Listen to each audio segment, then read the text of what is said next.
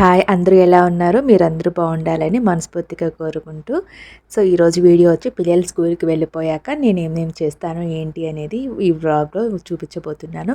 So పిల్లలు వెళ్ళగానే ఇల్లంతా నీట్గా క్లీన్ చేసేసుకుని తర్వాత పూజ అయితే స్నానం చేసేసాక పూజ స్టార్ట్ చేస్తానండి. సో ఈవినింగ్కి ఏమేమి పెట్టుకుంటామో, మనం ఏమేమి తింటామో అవి మాత్రమే పెడతాను. స్పెషల్గా ఏం లేదు. ఇంట్లో ఉన్న ఫ్రూట్స్ అలానే పాలు కూడా నైవేద్యంగా పెడుతున్నాను అనమాట. సో అమ్మవారికి పాలంటే చాలా ఇష్టం కాబట్టి అందులో కొంచెం కుంకుమ పువ్వు కూడా వేస్తున్నాను. అలానే ఇంట్లో తమలపాకు చెట్టు ఉంది కాబట్టి దక్షిణ తాంబూలం కూడా పెడుతున్నాను అనమాట. సో పిల్లలు స్కూల్కి వెళ్ళాక ప్రశాంతంగా ఈ పూజ అయితే ఒక 1 అవర్ దాకా అలా నిదానంగా చేసుకుంటాను అనమాట. సో ఇంట్లో ఉన్నవన్నీ కూడా అలా నైవేద్యం పెట్టేస్తాను. మీరు కూడా హారతి తీసేసుకోండి. సో ఆ పూజ అయిపోయిన తర్వాత ఏదైనా బ్రేక్ఫాస్ట్ ఏదైనా తినేసి తర్వాత ఈవినింగ్కి ఏమేమన్నా కుక్ చేసుకోవాల్సి ఉంటే అంటే నేను ఇక్కడ కబోలి షెనా కానీ ఏమన్నా బాయిల్ చేస్తాను అనమాట. ఈరోజు ఉలవలు నానబెడుతున్నాను. సో ఇవి కొంచెం వాటర్ వేసేసి పక్కన నానబెట్టేస్తాను. కొంచెం లేట్గానే నానబెడతా అండి 9కి. కొంతమంది ఓవర్ నైట్ పెట్టుకోవాలంటే మార్నింగ్ తినాలి అనుకుంటే ఓవర్ నైట్ సోక్ చేస్తాను. లేదు ఈవినింగ్ కంటే మాత్రం ఇప్పుడే సోక్ చేస్తాను. తర్వాత ఇక్కడ ఫిష్ బౌల్ ఉంటే దాన్ని అయితే క్లీన్ చేస్తున్నాను. ఇక్కడ క్లీన్ చేసేసి అందులో కొంచెం స్టోన్స్ అయితే వేస్తున్నాను అనమాట. కలర్ స్టోన్స్ ఇవి. ఈ బౌల్ని క్లీన్ చేసి ఈ స్టోన్స్ ఇలా వేసినప్పుడు చూడడానికి చాలా అందంగా ఉంటుంది కదా. సో అలానే ఒక తామర పువ్వు తింటే ప్లాస్టిక్ తేనండి అది. సో అది అలాగే కొంచెం చెట్టు ఇవన్నీ వేసేస్తున్నాను. ఇవన్నీ వేసి వాటర్ పోసేసి ఇందులో ఒకదాన్ని అయితే పెడతానమాట. సో తాబేల్ని అది చూపించవచ్చో చూపించకూడదో అనుకొని నేను అది ఇందులో వేసేటప్పుడు నేనైతే చూపించలేదు. అంటే అలా పెంచుకోవడం కరెక్టో కాదో అని నాకు కరెక్ట్గా తెలియదు కాబట్టి అందువల్ల చూపించలేదు. సో అది అయిపోయిన తర్వాత పిల్లలకైతే ఇక్కడ నేను స్నాక్స్ చేస్తున్నాను. సో డ్రై ఫ్రూట్స్ లడ్డు అయితే చేస్తున్నాను అనమాట. మా పిల్లలైతే అసలు డ్రై ఫ్రూట్స్ తినరండి. సో అందుకని పిల్లలకి ఇలా డ్రై ఫ్రూట్స్ లడ్డు లాగా చేస్తున్నాను. ఇక్కడ ఫస్ట్ అయితే నువ్వులు ఫ్రై చేసి పక్కన పెట్టేసుకుంటాను. లో ఫ్లేమ్లోనే పెట్టి చేసుకోవాలి. అవి ఎక్కువ కుక్ అయినా కూడా కొంచెం డిఫరెంట్ స్మెల్ వస్తుంది కదా. పిల్లలైతే అస్సలు తినరు. అందుకని 1 బై 1 అయితే నేను ఫ్రై చేసేసుకుంటున్నాను. సో అవి కొంచెం హీట్ అయిన తర్వాత ఇక్కడ సన్ఫ్లవర్ సీడ్స్ అలానే పంప్కిన్ సీడ్స్ ఉన్నవన్నీ వేసుకుంటున్నానండి. అలానే కొంచెము వాటర్ మెలన్ సీడ్స్ కూడా ఉంటే అవి కూడా యాడ్ చేసేసాను. అవి సిమ్లో పెట్టేసి చిన్నగా ఫ్రై అయ్యే లోపల మిగతా డ్రై ఫ్రూట్స్ని కట్ చేసేసుకుంటున్నాను. కట్ చేసి వేస్తేనే బాగా ఫ్రై అవుతాయి అన్నమాట. సో అవి ఇలా కొంచెము అటు ఇటు తిప్పుకుంటూ మిగతా డ్రై ఫ్రూట్స్ని కూడా కట్ చేసుకుంటున్నాను. ఇక్కడ నేను వాల్నట్స్ని కట్ చేస్తున్నాను అనమాట. డైరెక్ట్గా వేస్తే అది కొంచెము బాగా ఫ్రై అవ్వట్లేదు, ఎందుకో తెలియదు కానీ వాల్నట్స్లో కొంచెం ఆయిల్ ఉన్నట్టుగా ఉంటుంది కదా. సో ఇవైతే బాగా ఫ్రై అయితేనే బాగుంటాయి, లేకపోతే పిల్లలైతే కొంచెం తినరు.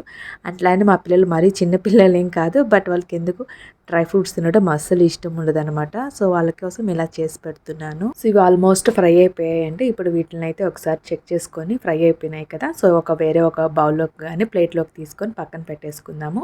సో ఇవైతే చల్లారాలి. ఇవి చల్లారకుండా కానీ మనం మిక్సీ వేస్తే మిక్సీ జార్ అనేది పోతుంది. ఒక్కొక్కసారి అంటే టైం లేక వేసేస్తాం కదా మనము, అట్లాంటప్పుడు మిక్సీ జార్ అనేది పోతుందండి. బెల్లం వేసినా కూడా మిక్సీ జార్ పోతుంది. నాకు చాలాసార్లు తెలియక ఇలాగే వేశాను, బట్ నేను ఫైనల్గా వాళ్ళని అడిగితే బెల్లం వేస్తున్నాను అంటే, సో బెల్లము బాగా తురిమి మాత్రమే వేయండి, కొంచెం పలుకులు ఉంటే మాత్రం అది మిక్సీ జార్ అనేది పోతుంది. కొంచెం బెల్లం అనేది అవాయిడ్ చేయడానికి చూడండి అన్నట్లుగా చెప్పారు వాళ్ళైతే, మిక్సీ రిపేర్ చేసేవాళ్ళు. సో అందుకని నేనైతే మిక్సీ జార్కి వెళ్ళాలంటేనే భయం వేస్తుంది. సో బాగా తురుముతున్నాను నేను. మామూలు క్యారెట్ ఇవి తురుముకుంటాము కదా, దాంతోనే నేనైతే తురిమేస్తున్నా బెల్లాన్ని. సో ఇక్కడ వాల్నట్స్ కూడా ఫ్రై చేసేస్తున్నాను. చూస్తున్నారు కదా ఎంత స్టైల్గా ఇలా అంటే ఇలా తిరుగుతున్నాయని నేను కూడా చేసి చూపిస్తున్నాను అనమాట. చాలా బాగా ఫీల్ ఉండింది. సో అవి కొంచెం ఫ్రై అయ్యే లోపల బాదం పప్పు కూడా నేను ఇక్కడ సేమ్ అన్నీ ఒకే క్వాంటిటీ తీసుకుంటున్నాను. ఓన్లీ ఒక పంప్కిన్ సీడ్స్ అలాగే water melon seeds sunflower seeds మాత్రము తక్కువ తీసుకున్న, 3 కలిపి ఒక బౌల్ లాగా ఒక కప్లో మాత్రమే తీసుకున్నాను అనుకోండి. సో ఇవి కూడా బాగా చిన్న చిన్న పీసెస్గా కట్ చేసేస్తాను. సో ఇవి కూడా ఆల్మోస్ట్ ఫ్రై అయిపోయినైతే ఇవి కూడా తీసి ప్లేట్లో పోసేసుకొని ఇప్పుడు మిగిలిన మనకు ఉన్నాయి కదా, మిగిలిన డ్రై ఫ్రూట్స్ ఏమున్నాయంటే బాదం పప్పు ఉంది. సో అది కూడా ఫ్రై చేసేసుకుంటున్నాను. ఇది కూడా లో ఫ్లేమ్లోనే ఫ్రై చేసేసుకుంటున్నాను. సో ఇక్కడ బాదం పప్పు ఫ్రై అయ్యే లోపల బెల్లాన్ని కూడా తురిమేసుకుందామని నేనైతే ఇలా చాక్తోని ఇలాగా చాలా చిన్న చిన్న పీసెస్ లాగా ఇలా తురుముతున్నట్టు చేస్తున్నాను. బట్ అప్పుడైతే నాకు తెలియలేదు. సో తర్వాత తెలిసింది. కొంచెం నేను అప్పటి నుంచి మామూలుగా గ్రైండర్ అని ఉంటుంది కదా, క్యారెట్ కొబ్బరి అవి తురుముకుని దాంతోనే తురిమేస్తున్నాను అనమాట. దీన్ని తురిమినప్పుడు ఏమంటే కొంచెం పలుకులు ఎక్కువగా వస్తున్నాయి అనమాట అక్కడక్కడ. అది కూడా రాకూడదంట. అలా వచ్చినప్పుడు అది మిక్సీ జార్ అనేది పోతుందంట బ్లేడ్లు అవి. సో అందువల్ల దాన్ని బెల్లాన్ని వేయకండి అంటున్నారు. చూపించాను కదా అలాంటి పలుకులు. సో డ్రై ఫ్రూట్స్ లడ్డు అవన్నీ ఫ్రై అయిపోయినాయి కదా. ఇప్పుడైతే అవి చల్లారే లోపల మిగతా పిల్లలకి ఇంకొక స్నాక్స్ చేస్తున్నాను. ఇక్కడ గోధుమ పిండి తీసుకున్నాను ఒక 4 కప్స్. సో దాంట్లో ఒక 1/2 కప్పు రైస్ ఫ్లేవర్ వేస్తున్నాను అనమాట. అలానే కొంచెం వాము తురిమి వేసేసాను, కస్తూరి మేతి కూడా. అందులోకి తగినంత సాల్ట్ కూడా యాడ్ చేసుకోవాలి. సాల్ట్ కూడా యాడ్ చేశాక కొంచెం బేకింగ్ సోడా కూడా కొంచెం వేసేసి, తర్వాత పిల్లలకి కురుకురేలు ఇవంటే చాలా ఇష్టం కదా. సో ఆ ఫ్లేవర్ని మనం యాడ్ చేస్తే వాళ్ళు ఇంకా చాలా ఇష్టంగా తింటారు. సో అందుకని నేను ఇక్కడ కస్తూరి మేతి వేస్తున్నాను. అలానే కొంచెం గరం మసాలా, కొంచెం చాట్ మసాలా ఉంటాయి కదా, అవి కూడా యాడ్ చేసేసుకున్నాను. సో తర్వాత ఇది చపాతీ పిండి కంటే కొంచెం గట్టిగా కొంచెం మిక్స్ చేసేసుకోవాలన్నమాట అన్నీ. తో మనము ఇట్లా చేసేసినప్పుడు చూస్తున్నారు కదా, ఇలాగ చపాతీ పిండి కంటే కొంచెం గట్టిగా అలా చేసేసినప్పుడు చూడండి, మనం వేసేసినవన్నీ కూడా వాము అలానే కస్తూరి మేతి చూడడానికి కలర్ఫుల్గా చాలా బాగుంటాయి. ఒక 20 మినిట్స్ రెస్ట్ ఇచ్చేస్తే సరిపోతుంది, అంతకంటే ఏమొద్దు.